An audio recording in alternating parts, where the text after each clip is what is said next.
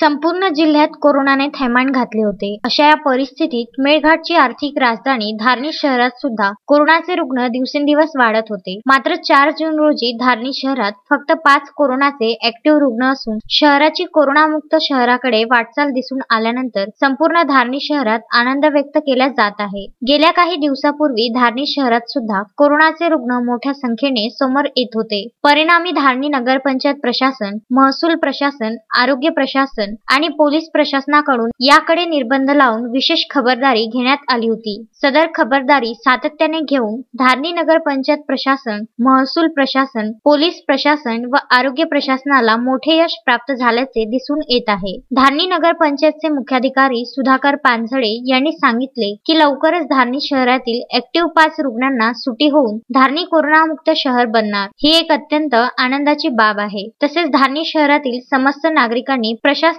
जे सहकार्य केले त्याबद्दल त्यांचे प्रशासनाच्या वतीने अभिनंदन व आभार व्यक्त करण्यात आले आहे। एक आनंदाची बातमी अशी आहे की मागील याच्यामध्ये खूप मोठ्या प्रमाणात धारणी शहरामध्ये कोरोनाचे पेशंट आढळून आले।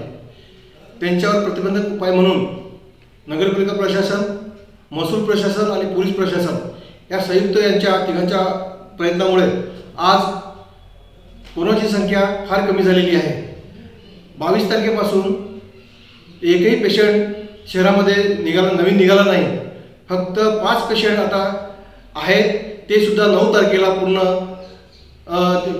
कोरोनामुक्त होणार आहेत आणि 9 तारखेनंतर नगरपंचायत एरिया पूर्णपणे कोरोनामुक्त होणार आहे।